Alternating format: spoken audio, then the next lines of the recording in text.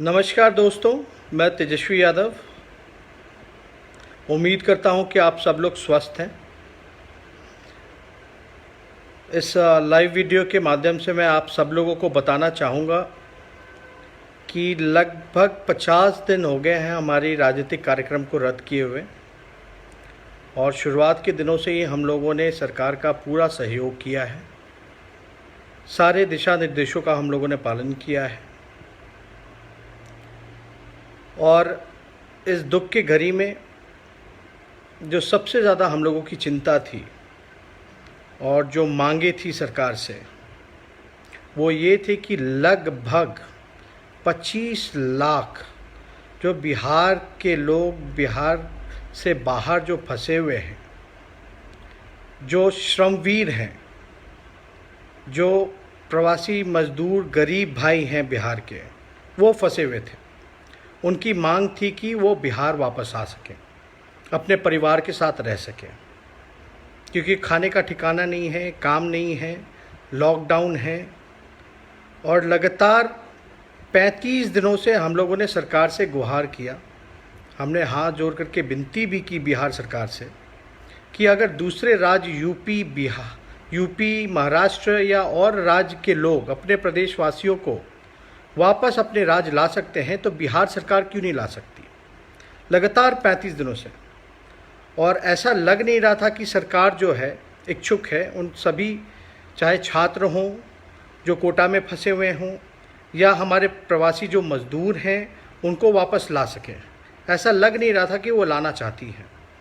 लगातार हम लोगों ने विनती की, और हम लोगों ने ये फ़ैसला लिया, हमारी पार्टी ने, कि 1 तारीख जो अंतर्राष्ट्रीय मज़दूर दिवस जो मनाया जाता है, 1 तारीख यानी शुक्रवार, हम लोग जो है सांकेतिक रूप से उपवास करेंगे और सरकार पे दबाव बनाएंगे। आज ही इसकी सूचना हम लोगों ने पब्लिक डोमेन में भी देने का काम किया, और मुझे खुशी है कि हमारे दबाव के कारण, लगातार हम सब लोगों के संघर्ष के कारण सरकार को जो है बात और हमारी मांग को मानना पड़ा। अभी हमने न्यूज़ देखा, MHA का जो गाइडलाइंस है उसमें परमिशन मिला है कि जो भी बिहार के बाहर माइग्रेंट्स हैं, चाहे स्टूडेंट्स हों, टूरिस्ट्स हों या लेबर्स हैं जो फंसे हुए हैं, उनको वापस आने की अनुमति दी गई है। तो लगातार हम लोग, हमारे पार्टी के सभी लोग, जो 25 लाख और कोटा में लगभग 12,000 लोग जो फंसे हुए थे, जो छात्र छात्राएं, और 25 लाख जो प्रवासी मजदूर जो फंसे हुए थे, उनकी अनुमति मिल गई है। अब ये बार बार हवाला दिया जाता, मुझे समझ में नहीं आ रहा था कि नियम कायदा जो भी हो, लेकिन इस देश में 2 नियम कायदा नहीं हो सकते, अलग अलग राज्यों के लिए अलग नियम नहीं हो सकते। बिहार सरकार बार बार जो है माननीय आदरणीय नीतीश कुमार जी हवाला दे रहे थे कि नियम नियम नियम, लेकिन दूसरे प्रदेश के सरकार जो है वो लगातार जो है अपने लोगों को प्रदेश वापस लाती रही, और आखिरकार नीतीश कुमार जी को जो उनका जो ईगो था, आप कह सकते जो जिद थी, उससे हटना पड़ा, और हम लोगों ने उपवास का फैसला जो लिया था उसके आगे सरकार को दबना पड़ा। अब मैं माननीय मुख्यमंत्री आदरणीय श्री नीतीश कुमार जी से ये अपील करता हूँ, बिहार सरकार से ये अपील करता हूँ, जो 25 लाख जो बिहार के गरीब भाई हमारे जो फंसे हुए हैं दूसरे प्रदेश में, अब उनको अविलंब वापस बिहार लाने का काम किया जाए, जल्द से जल्द लाने का काम किया जाए। कोटा में जितने छात्र जो फंसे हैं, उनको अविलंब बिहार सरकार से अपील है कि उनको लाने का जल्द से जल्द प्रयास किया जाए और लाया जाए और सुनिश्चित किया जाए। अगर फिर भी आदरणीय मुख्यमंत्री नीतीश कुमार जी और बिहार सरकार के लोग अगर सक्षम नहीं हैं, तो बिहार के लोगों को स्पष्ट बात बताने का काम करें। अब हमको नहीं लगता कि कोई रुकावट हो सकती है लाने में।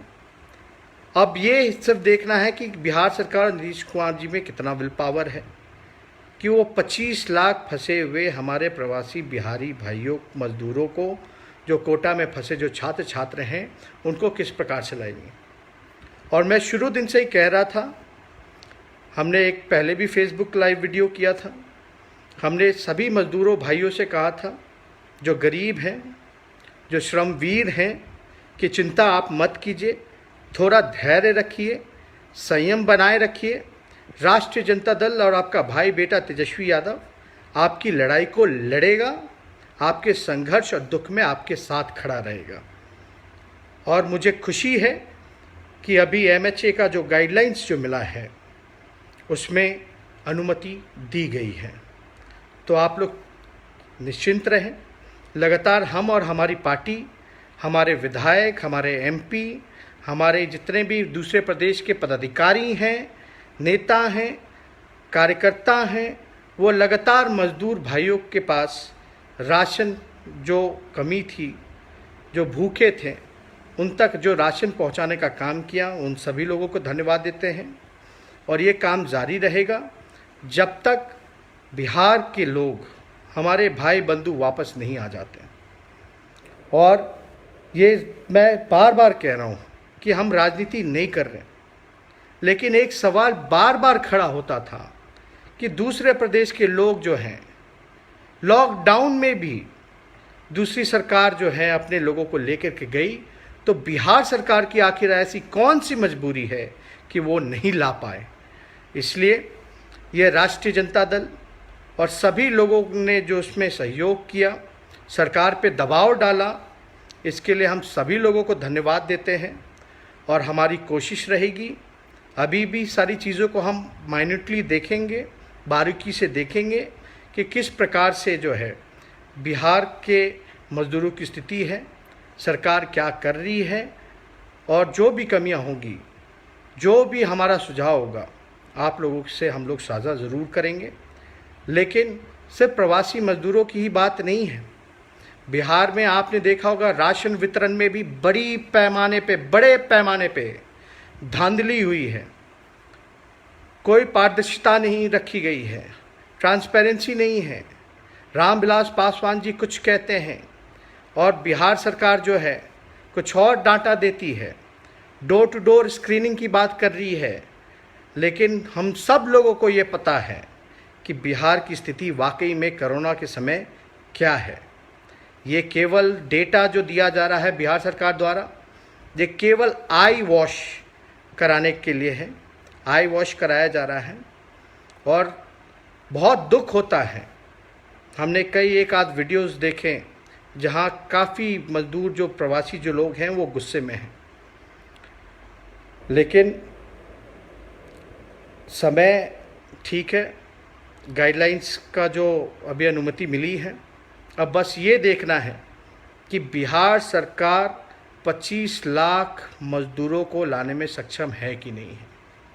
मैं अभी भी सरकार से फिर दोहरा रहा हूँ, अगर सक्षम नहीं है तो साफ साफ जो है आप बताएं, कब तक लाइएगा, क्या व्यवस्था कीजिएगा, किस प्रकार से जो है हेल्थ इंफ्रास्ट्रक्चर बिहार में जो पूरी तरीके से मरमाहत स्थिति में आ गई है, जिस हिसाब से वसूली, रंगदारी लॉकडाउन के नाम पे हो रहा है, बहुत ही दुखद है।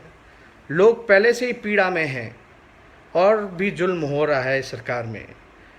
सरकार में जितने लोग जो अधिकारी पदाधिकारी जो बेईमान हैं, उनको ये सरकार के लोग प्रमोशन देने का काम कर रहे हैं। ये सारी घटनाएं हमने देखी है। आप लोगों ने जो जवाबदेही दी है, जो जिम्मेदारी मुझे दी है नेता विरोधी दल और विपक्ष के नेता होने के नाते, प्रतिपक्ष का नेता होने के नाते, ये हमारा काम है कि सरकार की कमियों को गिनाना। और विपक्ष जो है सरकार का ही अंग होता है, लेकिन जनता की बात रखना, जनता के लिए लड़ना, खास तौर पे जिस प्रकार से गरीबों को छोड़ दिया गया था। आप देखेंगे कि बीजेपी के जो विधायक हैं वो अपने बेटे को या अपने परिवार के लोगों को कोटा से ला सकते थे, लेकिन और जो है जिसके पास नहीं है, जो गरीब है, जो लाचार है, उसको बिहार सरकार ने छोड़ दिया। कोई कार्रवाई नहीं। कार्रवाई के नाम पे सिर्फ ढकोसला किया जा रहा है। इसलिए आप सब लोगों को मैं धन्यवाद देता हूँ। ये हमारी लड़ाई जो है यह चलती रहेगी जब तक बिहार के लोग वापस बिहार ना आ जाए, गरीब मजदूर वापस ना आ जाए, छात्र छात्राएं वापस ना आ जाए। तो ज़्यादा कुछ ना कहते हुए आप सब लोगों का धन्यवाद करते हैं जितने भी दर्शक हैं, और उम्मीद करते हैं कि आप सब लोग स्वस्थ हैं और घर पे रहें।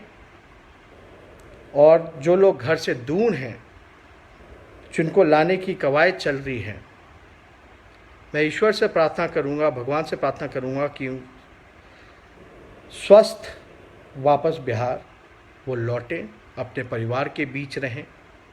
यही हम लोगों की कामना है।